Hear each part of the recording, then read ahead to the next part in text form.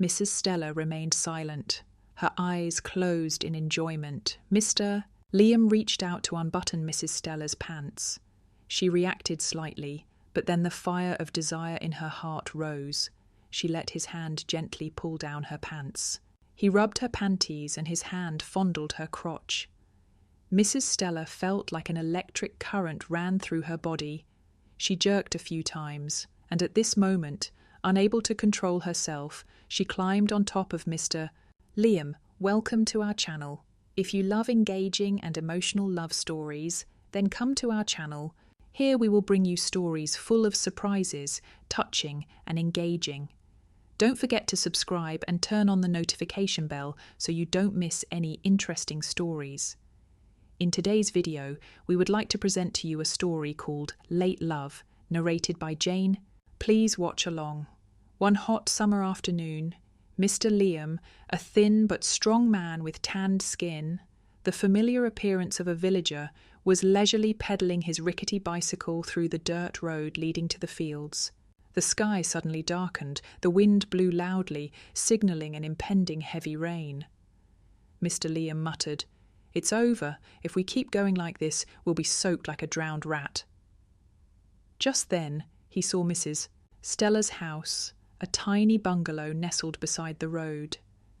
In front of the house, Mrs. Stella was frantically shoveling baskets of rice into the porch, grumbling as she worked. "Oh my God, why is the rain so rude? Why don't you wait until I'm done drying the rice before it rains?" Seeing that scene, Mr. Liam stopped the car, put his feet on the ground, aimed at the bamboo fence and asked loudly, "Stella, do you need my help? How can you run in this weather?" Mrs.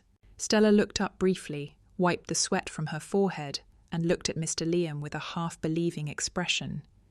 Mr. Liam, "Oh my God, it would be good to help. If I get wet, I won't even have porridge to eat." So Mr. Liam put his bike on the side of the road, rolled up his pants and shirt, and ran over. His back was already a bit bent, but he was quick on his feet, carrying each basket of rice, his steps as quick as a village boy in the old days. Mr. Liam slipped and almost fell, making Mrs. Stella laugh. "Oh my God, I thought people who had been farming for a long time, but they fell as easily as children learning to walk." Stella held her hat in one hand and hurriedly gathered the last pile of rice with the other. Mr. Liam joked when he saw Mrs. Stella wearing a hat running in the rain. "You run faster than a motorbike, maybe a Honda or Stella." Just as they reached the porch, the rain poured down like a waterfall. Mr. Liam stood there panting, fanning himself with his hat and teasing, "Well, pay me. Without me, you would probably be hanging clothes out to dry, not drying rice." Mrs. Stella burst out laughing. Her teeth were slightly discoloured, but her smile was still bright. "Payback? It's lucky to not drink a pot of tea and you still want to pay." Mr. Liam smiled and nodded. "I'll drink tea, but remember to make it strong. I don't drink weak tea. It's very sad." While taking shelter from the rain, the two sat under the porch, watching the rain fall on the brick yard. Mrs. Stella poured tea from an old thermos and brought it to Mr. Liam. As soon as she put the cup down, she didn't forget to remind him, "Be careful. This thermos hates clumsy people. Just yesterday, I burned my hand when pouring." Mr. Liam held the cup and blew on it while laughing. "I'm not very skillful, but I think this thermos loves me." The two of them chatted intimately. Mrs. Stella told about her water pump that had been broken since last year. Every time it pumped water, it made a rustling sound like a cow, but she didn't have money to fix it.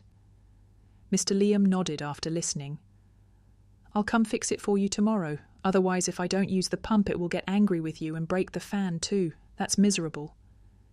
The rain was still falling. The sound of conversation was even more lively than the sound of the rain. Mr. Liam occasionally made a few jokes. "To be honest, a woman who can dry rice as well as you is a rare thing. You're good at farming, and you know how to grumble at the right time. Your husband must have loved you for your voice when he was young." Mrs. Stella burst out laughing. her cup of tea almost falling from her hand. "Stop it. If you keep flirting with me like this, I'll think I'm an 18-year-old girl." After taking shelter from the rain that day, Liam felt happy. The feeling of talking to Mrs. Stella made him feel less sad and less lonely. From then on, he often found excuses to go to her house, sometimes asking about farming matters, sometimes making an excuse to see if the repaired pump was working properly. Mrs. Stella was shy at first, but gradually got used to his presence. One day, seeing Mrs. Stella struggling in the field carrying rice with her feet staggering, Mr. Liam quickly walked over. "Let me carry it for you." "Mrs." Stella was a bit worried, but seeing his rolled-up pants and strong shoulders, she could not bear to refuse. On the way carrying the rice, Mr. Liam complained as he walked. "If you carry it like this, your back will soon be bent like a shrimp's back. Let me carry it for you. What kind of woman is stronger than the men in the village?" "Mrs." Stella laughed and said, "If no men in the village come to help carry it, I have to do it myself. Who can I call?" When she got home, Mrs. Stella called out to the kitchen, "Come in and wash your hands and feet. I'll make a duck to treat you to a delicious meal." Hearing that, Mr. Liam grinned and teased, "That's right, it's fun to work and eat at the same time. Like this, I'll have to come over and help you for a long time." That day's meal was very special. On the table was a plate of fragrant boiled duck, a bowl of bright red blood pudding, and a bottle of rice wine that Mrs. Stella had saved for a long time. Mr. Liam sipped the blood pudding and praised, "If it's this delicious, your husband would be foolish to leave, but if I had you, I would just stay home and eat for the rest of my life, Mrs." Stella laughed after hearing that, gently using a dish towel to wipe the dishes. "You're just talking nonsense. My life has been miserable since I was young. No one has brought me anything." As the alcohol flowed, the two began to tell stories of their lives. Mrs. Stella sighed and said that her husband used to be a small businessman, but since he went to work far away in Colorado, Rocky Mountains, there was no news of him. One time she heard from an acquaintance that he was living with another woman there. She was very angry, but thinking of her son who was working abroad in Taiwan, she had to endure it. "Mrs." Stella said, "My life is so hard. When I was young, I thought getting married would bring peace. But now I only have to rely on my son. He has only been in Taiwan for a year. The money he sends back is little, but he still owes a lot. When I lie alone at night, I don't know who to confide in. I can only complain to my pillow." Hearing that, Mr. Liam nodded. "Me too. Since my wife passed away and my daughter got married far away, I have no one to keep me company. I have money my daughter sends back, but what can money buy? How can it buy laughter?" He paused for a moment and then teased, "Well, now that you and I are old, why don't we try to pair up and see if we can laugh?" Mrs. Stella blushed, her hands fondling the wine pot, her mouth smiling but her eyes sparkling. "Stop joking. My husband and I haven't officially divorced yet. I'd be embarrassed to hear you say that." "Mr." Liam laughed loudly, pouring more wine. "I'm not joking. Think about it. Maybe it will make the family happy." That evening, the two of them ate and talked, suddenly forgetting the time. In the flickering light of the oil lamp, their shadows were printed on the wall like two old friends sharing the loneliness of life. After that meal, Mr. Liam often visited Mrs. Stella's house. Sometimes he brought a bunch of ripe bananas. Sometimes he brought a tilapia he had just caught, always saying, "I brought it over to share with you. It's boring to eat alone." Every time he came, Mr. Liam always cleverly found a way to get closer to Mrs.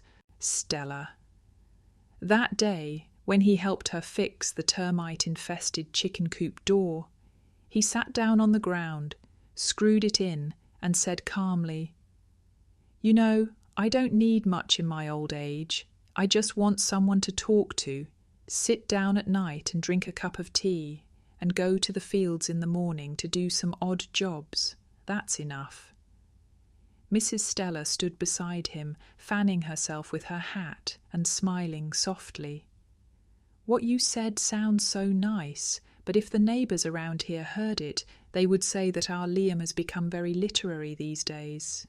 Mr. Liam laughed and said, I'm telling the truth. Just imagine, at this age, who doesn't want to have an old friend by their side?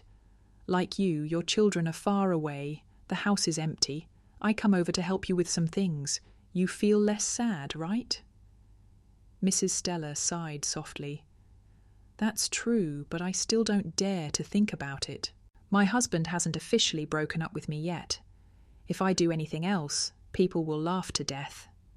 Mr. Liam picked up the hammer and hit it hard, saying firmly, I heard about your husband. He left you at home to go to Colorado, Rocky Mountains, to have an affair, as if he no longer had any responsibility for the family. Why do you still think about him? Think about it. You have worked hard all your life for your husband and children.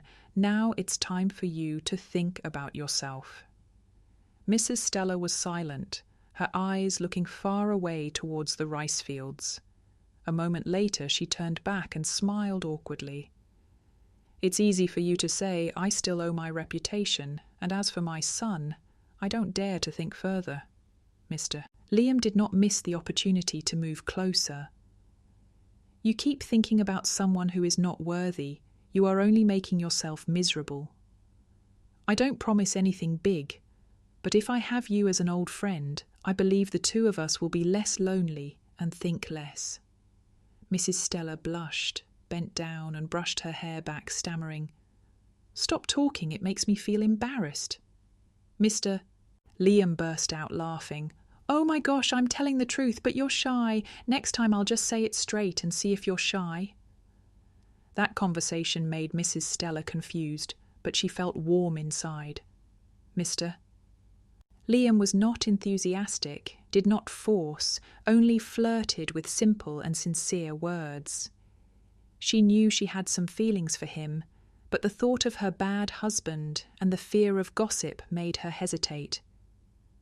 That evening, when Mr. Liam left, Mrs. Stella stood at the door, her eyes following his figure as he walked away down the dark village road. A strange feeling arose in her heart, both happy and worried. Mr. Liam's sincere words had given her a little hope, but also a lot of anxiety. A week later, Mr. Liam went to a party in the upper village. When he returned, it was already dark. The village road was muddy after the afternoon rain, and his rickety bicycle was no longer steady. He was a little drunk, and as he pedalled he muttered, I haven't even gotten home yet, and it's about to rain again. Poor me. Just then, a few drops of rain began to fall, then poured down. Mr. Liam didn't think much of it, and quickly drove his bicycle into Mrs. Stella's house.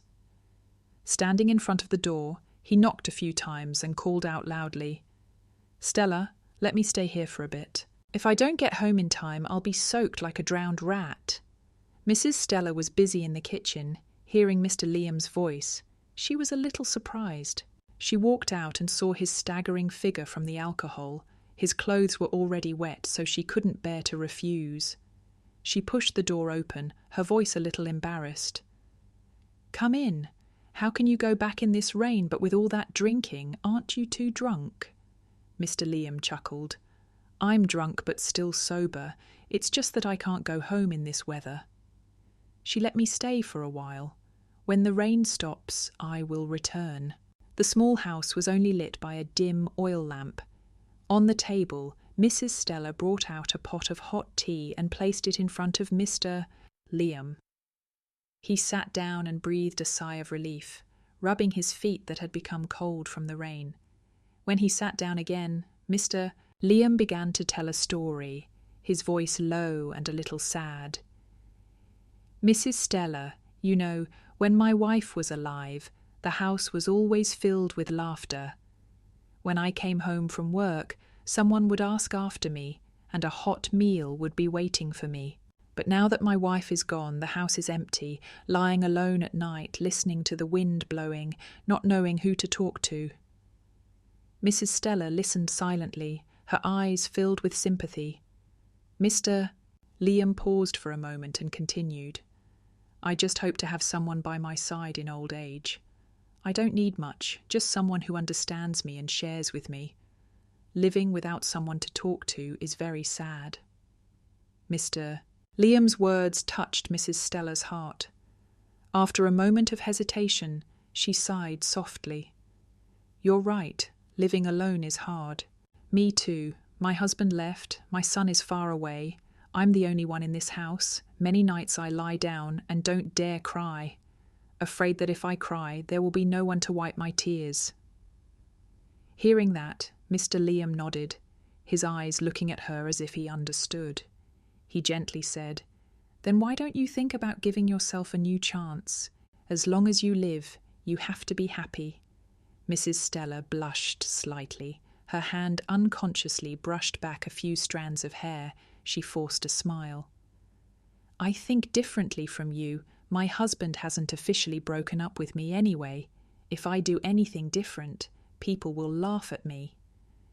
Mr. Liam shook his head and said sincerely, Madam, people laugh for only a moment, but you have to live with loneliness for the rest of your life.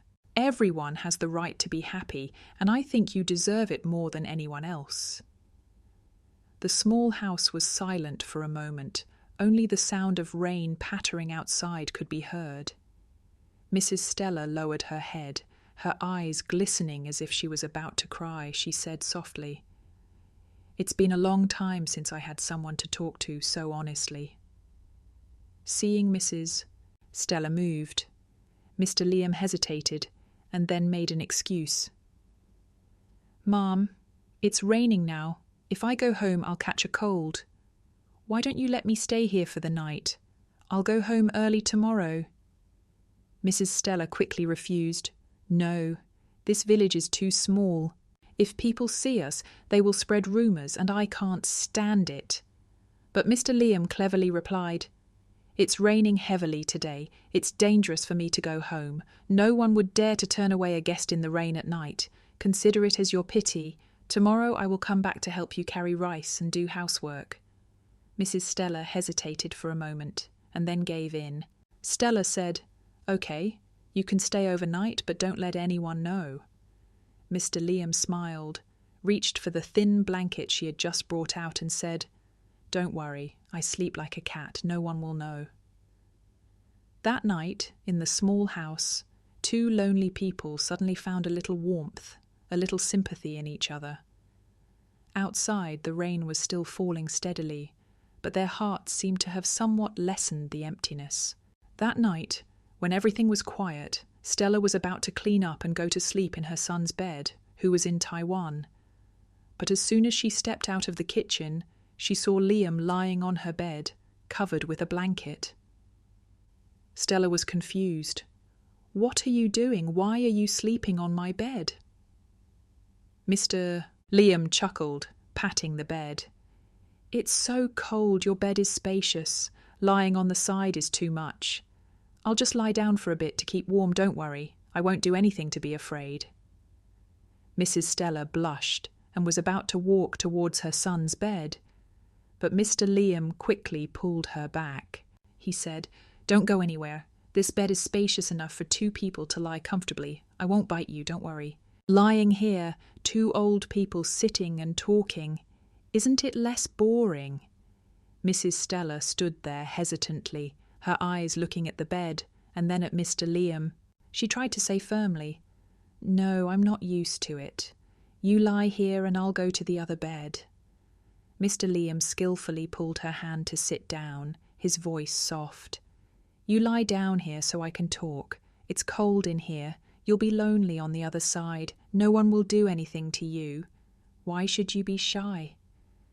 Stella finally sat down on the edge of the bed, but she was still nervous. Liam laughed out loud when he saw this. Just treat me like family. Don't think too much. I'm just lying here to chat for fun. I don't have any other intentions. Under the flickering oil lamp, two people lay on the bed, separated by a blanket and pillow. Mr. Liam began to tell stories about the old days, when his wife was still alive. He said they both worked in the fields, and at night they would weave baskets and repair crates. Back then, it was hard but fun, but now that fun is gone, only hard work remains that no one can share with. Stella listened with a heavy heart, then also told about the days of working alone, paying off debts and taking care of her son who was far away.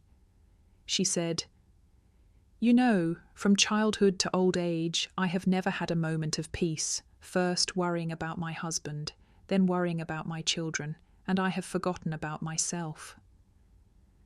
Mr. Liam turned to look at her, his eyes full of sympathy.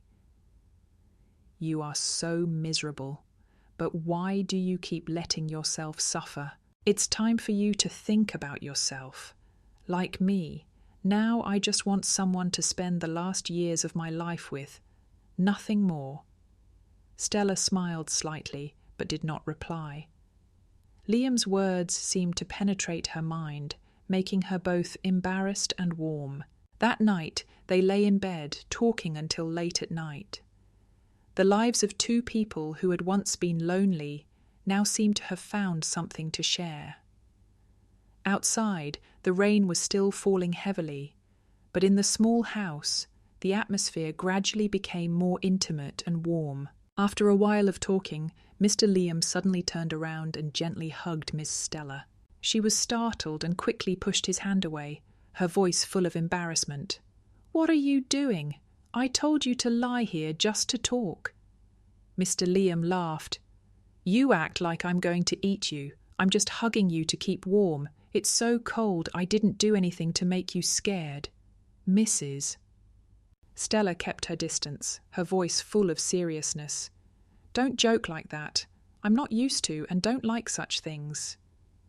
But Mr. Liam was not willing to give up. He turned to lie on his side, propped himself up on his hands and looked at her with a mischievous look. "Mrs." "Stella, think about it. You two are lying here alone. I just want to hug you for fun. Do you intend to leave me cold all night? Just think about it. A hug doesn't hurt anyone." Mrs. Stella blushed, but still tried to say firmly, "If you do that again, I will kick you out." "Mr." Liam suddenly sighed, his voice lowered.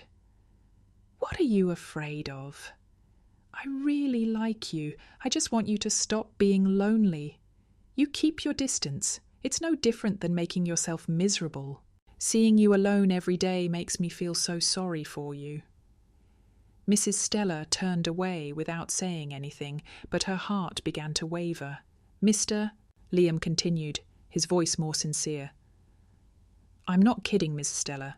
I just want to have you by my side, to go to the market and the fields together every day, and have someone to talk to at night. At this age, we don't live for anyone else. We have to think about ourselves." "Ms. Stella lowered her head, her hand unconsciously stroking the edge of the blanket, her voice lowered. "But I still owe my reputation. My husband is still not decisive. If I do anything else, people will laugh at me for being a bad person." Mr. Liam said sternly, "Why do you keep thinking about someone who is not worthy? Your husband left many years ago. You worry about him, but he does not care about you. Time waits for no one. If you keep living like this when you are old and weak, who will be by your side?" Mrs. Stella was silent for a long time, an indescribable feeling rising in her heart. She knew Mr. Liam was right, but the worry about gossip and people's views still made her hesitate. Seeing that she had not responded, Mr. Liam gently placed his hand on her shoulder, his voice warmer. "Mrs. Stella, I am not forcing you, but I sincerely want to take care of you. Think carefully. We do not live just for public opinion. We live to be happy." Those sincere words finally moved Stella. She let out a soft sigh, turned to look at him, her eyes flashing with hesitation, but also a hint of agreement. She softly said, If you are so sincere, then I will not refuse any more. But I will tell you in advance that I still have many burdens. You have to bear with me." Mr. Liam was as happy as a child when he heard that. He patted the bed and said, "Don't worry, I can handle anything. As long as I can be with you, I'm willing to take it all." He hugged Mrs. Stella tighter and placed a passionate kiss on her lips. "Stella, I love you so much. I've been craving for you for so long." Mrs. Stella remained silent, her eyes closed in enjoyment. Liam reached out to unbutton Mrs. Stella's pants. She reacted slightly, but then the fire of desire in her heart rose. She let his hand gently pull down her pants. He rubbed her panties and his hand fondled her crotch. Mrs. Stella felt like an electric current ran through her body. She jerked a few times, and at this moment, unable to control herself, she climbed on top of Mr. Liam. In the quiet space, Mrs. Stella also gently unbuttoned his shirt. Her hands lightly slid across his tanned skin, making him want to explode with desire. He couldn't wait any longer. Years of repression had made his body go crazy. He pulled her into his arms, his lips finding hers in a passionate kiss. Mrs. Stella was gentle in his arms, the gentleness of her body quickly giving way to burning desires. They entangled on the old wooden bed, leaving all their calculations and worries outside the door. Their rapid breathing and whispers blended together in the darkness.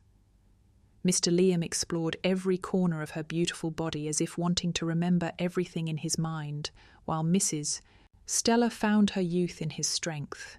They loved each other not only with their bodies, but also with all the desires and loneliness that had weighed on their hearts for so many years. Every hug, every caress seemed to make up for everything they had missed in life. In Liam's arms, Stella felt alive again. It had been a long time since she had felt loved and desired like this. And Liam, with every touch of her, felt like he was reborn, younger and stronger than ever. They fought each other endlessly, as if tonight was the only night they had. And when it was all over, they lay side by side, their breaths mingling, their eyes filled with contentment. "You make me so happy, Liam," Stella whispered, her voice fading into space. Liam chuckled, stroking her soft hair. "I never thought I could be this happy." An hour passed, the two of them struggling on Stella's bed, where Stella had done the same thing to her husband before. That night, under the oil lamp, two lonely people seemed to find each other. They were no longer just old friends confiding in each other, but had decided to open their hearts to continue the rest of their lives together. In the small house, the atmosphere seemed warmer, dispelling the coldness of the rain outside. After that rainy night, Mr. Liam slept at Mrs. Stella's house, but woke up very quietly early in the morning and tiptoed home. He knew that in this village, every little thing could become a big story. If someone who was working in the field saw him coming out of Mrs. Stella's house early, the whole village would gossip and make up stories. As he cycled home, he laughed to himself, "Mrs. Stella is truly a woman who makes me not hesitate to try." He thought to himself that from now on, he would have to find a way to go to Mrs. Stella's house more often. But he had to be tactful, otherwise it would be a big deal. In the following days, Mr. Liam began to find all kinds of excuses to go to Mrs. Stella's house. Sometimes he said that her house had a broken pump so he could come fix it. Sometimes he said that today her house was drying rice so he could come over to help, so he had something to do. He also bought some fish and chickens, saying that the family couldn't finish eating them all, so he brought them over as gifts. Mrs. Stella was no less tactful. Whenever she had free time, she would pass by Mr. Liam's house, bringing a bunch of vegetables, a bunch of bananas, or a few ripe jackfruits. She said that there were too many at home and couldn't finish them all, so she would share some with him. The two of them continued to secretly go back and forth like that. Every time they met, they would find an excuse to be together a little longer. One time, Mr. Liam was helping Mrs. Stella carry rice home. As soon as he put the carrying pole down in the yard, he sat down and patted his back, panting, "Mom, I only have enough strength left to carry rice for you. If you asked me to carry rice for anyone else, I would refuse. Mrs. Stella stood there laughing, reaching for a towel to wipe the sweat off his forehead, teasing him. Don't think that saying that means I'm grateful to you. I don't even count the few grains of rice that fall from the rice stalks. Those teasing and flirting gradually made them more attached. Even though they knew they had to do it secretly, they both found the moments together to be an incomparable source of joy. Then one day, no one knew when, Mr. Liam started sleeping over at Miss Stella's house more often. At first it was just a few days, then a week later it became a regular occurrence. Sometimes Miss Stella would come over to his house to help him clean and cook, then stay overnight. They both understood that their lives were so intertwined. No need to say anything. No need to be tied down. Just waking up to see each other every day was enough. In that secret, they found simple but complete happiness. Outside the village, people sometimes noticed that Liam and Stella were closer than before, but because they were both tactful in not letting anyone see anything too obvious, everything stopped at the level of gossip behind their backs. Liam and Stella continued their simple but strong love, regardless of the petty gossip out there. They knew that after all, the only thing they needed was sympathy, sharing, and each other's warmth for the rest of their lives. As time passed, the relationship between Liam and Stella gradually became an indispensable part of their lives. Every morning, Liam stopped by Stella's house to help with the farming, and in the evening, they sat by the fire cooking and telling each other stories about the village. One day, Stella said to him, "It's not good if we keep hiding like this. Why don't we just live honestly with each other regardless of what people say? Our children are all grown up now. If we don't live for ourselves, who else can we live for?" Mr. Liam was delighted. "You said it right. If you are still shy about people now, you will have to wait until you are dead to stop being shy. The two of us have been through enough loneliness. Now that we have found each other, we must cherish it." From that day on, Mr. Liam and Ms. Stella no longer had to hide. He moved in with Miss Stella. The two of them took care of the garden and farm together. Although the whole village gossiped at first, they gradually got used to it. Everyone understood that two people who had been through enough suffering, now finding happiness late in life, was precious. In the afternoons, people often see Mr. Liam and Mrs. Stella walking together to the riverbank, watching the sunset, laughing and talking happily like a young couple. Their life is not rich but full of joy and peace. The love story of Mr. Liam and Mrs. Stella is proof that happiness does not always come at the right time. But if we know how to cherish and open our hearts, it will come when we need it most. Ladies and gentlemen, our story today will stop here. If you find this video useful, please like, share and subscribe to the channel so you don't miss any videos when the channel airs. Now goodbye and see you again.